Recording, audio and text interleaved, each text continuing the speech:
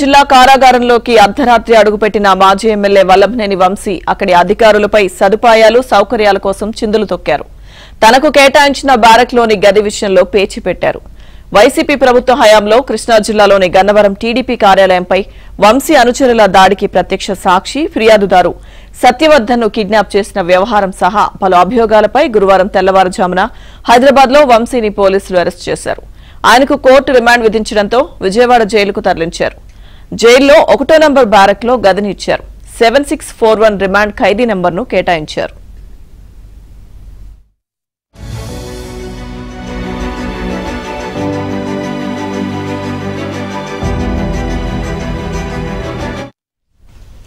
అయితే బ్యారక్ ఏమాత్రం శుభ్రంగా లేదని తనకు మరొకటి కేటాయించాలంటూ వంశీ వీరంగం చేసినట్టు తెలిసింది.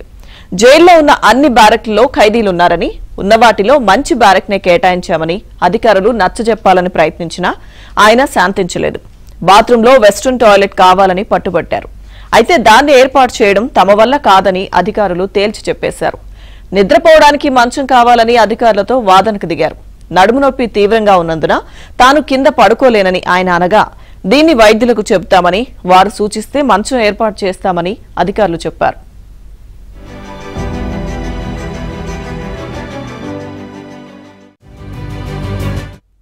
జైల్లో ఉన్న అధికారులు వైద్యులతో వంశీకి పరీక్ష చేయించారు. ఆయనకు ఎలాంటి వెన్నునొప్పి లేదని వైద్యులు చెప్పడంతో మంచం ఏర్పాటు చేయలేమని వంశీకి అధికారులు స్పష్టం చేశారు. దీంతో ఆయన అసహనంతో ఊగిపోయారు.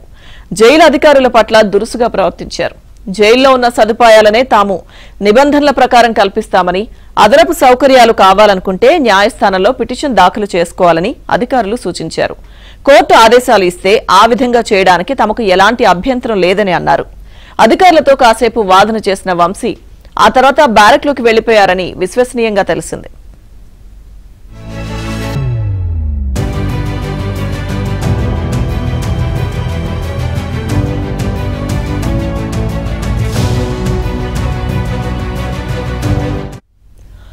ముదునూరి సత్యవర్ధన్ కిడ్నాప్ చేసి బెదిరించిన కేసులో మరో 2 నిందితులను పోలీసులు అరెస్ట్ చేశారు. A4 గా ఉన్న ఘంటా వీర్రాజు అలియాస్ రాజు, A5 గా ఉన్న వంశీబాబును అరెస్ట్ చేశామని పటమట పోలీసులు తెలిపారు. వంశీబాబు కారును సీజ్ చేశారు. వంశీకి వీర్రాజు PA కాగా వంశీబాబు కారు డ్రైవర్ గా పనిచేస్తున్నారు. కిడ్నాప్ కేసులో వల్లభనేని వంశీ పాత్రపై అన్ని ఆధారాలు ఉన్నాయని Vijayawada police commissioner SV Rajasekhar Babu తెలిపారు. టెక్నాలజీ సర్వేలెన్స్ నుంచి ఎవరూ తప్పించుకోలేరని, ఈ కేసులో మిగిలిన నిందితులను కూడా త్వరలోనే పట్టుకుంటామని ఆయన తెలిపారు.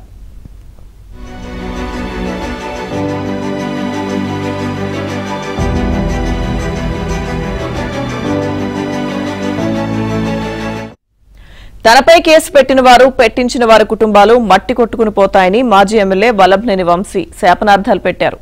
వాదనల అనంతరం న్యాయాధికారి ఛాంబర్ నుంచి బయటకు వస్తున్న సమయంలో ఆయన వింటూ ఉండగానే తన నోటి దురుసును ప్రదర్శించారు. గురువారం రాత్రి వంశీని విజయవాడలోని 4వ అదనపు చీఫ్ మెట్రోపాలిటన్ కోర్టులో ప్రవేశపెట్టారు. న్యాయాధికారి రామ్మోహన్ ఛాంబర్లోకి వంశీని పిలిచిన తరువాత తాము చెప్పుకోవాల్సింది ఉందని ఆయన తరపున న్యాయవాదులు పొన్నవోలు సుధాకర్ రెడ్డి, తానేటి చిరంజీవి కోరారు. దీంతో న్యాయాధికారి వాదనలకు అనుమతించారు.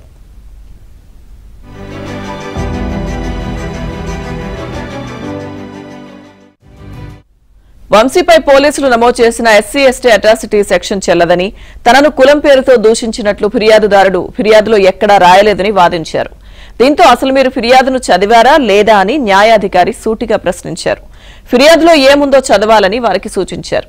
ఈ కేసులో ముదునూరి సత్యవర్ధన్ ఇప్పటికే న్యాయాధికారి ముందు 161 పేజీల వాంగ్మూలం ఇచ్చాడని, అతన్ని బాధితుడిగా ఎలా తీసుకుంటారని ప్రశ్నించారు. పొన్నవోలు పదే పదే ఇదే అంశంపై వాదిస్తుండటంతో న్యాయాధికారి స్పందించారు. 161 గురించి చాలాసార్లు చెప్పారని, కొత్త అంశం ఏమైనా ఉంటే దాని గురించి వాదించాలని సూచించారు.